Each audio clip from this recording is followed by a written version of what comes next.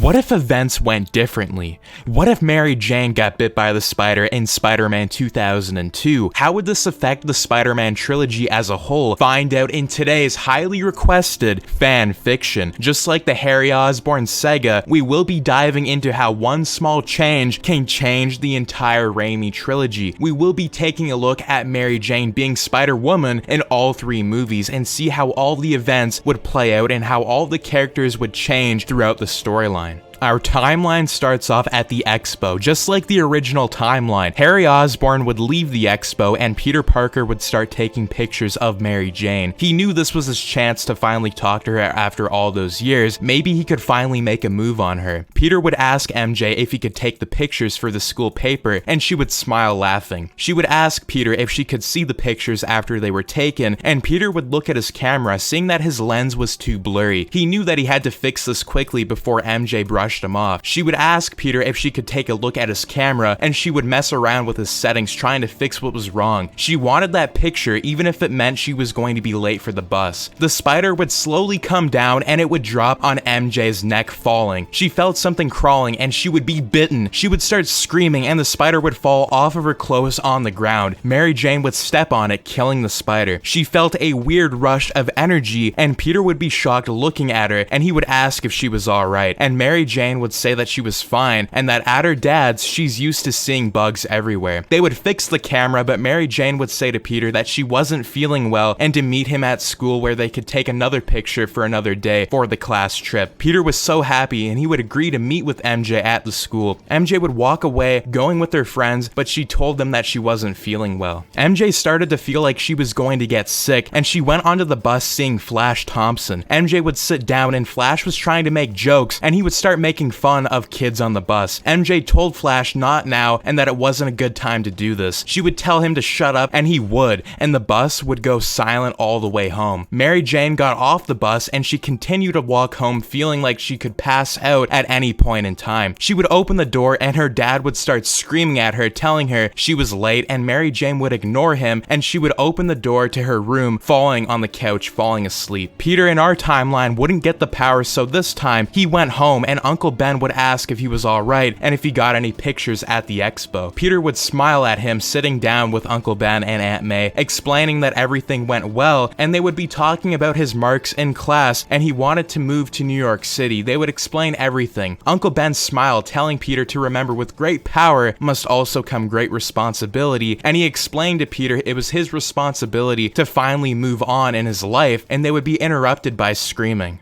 Mary Jane's father would start yelling and swearing at her. Peter and Uncle Ben didn't know what to think. Mary Jane's father told MJ she was a bum and that she better wake up before he kicks her out. MJ saw visions of something and she could hear loud noises. She would wake up and her eyes would open. Her father would smash the door, breaking it open, and he had a stick in his hands telling MJ that she better get the F out of here. MJ started yelling at her dad, saying that she just fell asleep, and he would try to hit her with the stick, but a strange sensation would go on. MJ would use her arms catching the stick in time, and her father would try slapping her in the face, but she would dodge the attack, crushing his hands. MJ's father would scream in pain, and it could be heard throughout the street. Uncle Ben told Peter he was going to be phoning the police, and Mary Jane would break her father's arm, and he would be screaming. MJ could see that she had strength, and it wasn't normal. She would look at her hands knowing something wasn't right. MJ's father would crawl out of her room, going to the kitchen. He would grab a knife using his other hand. He ran as fast as he could, trying to stab his daughter in the heart. MJ had tears in her eyes, yelling, telling her father to stop, and she dodged the attack, and her father went flying into the sink. He would turn around, putting his hand around her neck, choking her. MJ would break out, grabbing her father's neck, strangling him to death. She would hear a snap, and his body would fall on the ground, smashing his skull on the hardwood floor. Blood would be starting to spill everywhere, and cop lights would be seen. Mary Jane knew time was short, and that she had to get out of there quickly. MJ would run to the back door, opening it, running away in time. The cops broke the door down, and they couldn't even believe their eyes. A man strangled to death would be on the ground with blood everywhere. spider. Peter and Uncle Ben would rush outside, and the cops would explain there was a murder and that they would demand wanting to know who lived in the house. Peter yelled MJ's name running inside of the house, but he stopped in shock seeing her father's lifeless body on the ground. He couldn't even believe it. Mary Jane knew her life was over and that she couldn't go on anymore. She just killed her father, but it wasn't on purpose. He did it to himself. All these questions were in her head. She ran into an alleyway looking around. She could see her hands and something wasn't right. MJ started walking further down the alleyway, but she would see a broken glass mirror. She looked into it and she could see that her arms were bigger and that she was more fit, but how was that possible? Cops would be heard in the distance, and she looked into the alleyway and it was a dead end. She would put her hands on the brick wall and she started crawling up the wall. She didn't know if this was a dream or if it was real, but she crawled up the building and she knew it must have been the missing spider from the expo. It had to have been. She could see spider webs on the rooftop, and MJ would look at her wrists, seeing that they were changing. The cops would shine their lights, seeing blood drops on the ground. Captain Stacy got out of his car, slamming the door. He would shine his light looking at the wall. It was covered in blood with hands. He shined it, seeing that it went all the way up the wall. He didn't know what to do or what to think. Mary Jane would duck for cover, and cops would start smashing the doors in, going up the fire escape. MJ thought this was it. Her life is now going to be ruined. She was going to be going to jail and spend the rest of her days in prison for murder. She would sneak, trying not to get noticed, but two cops shine the light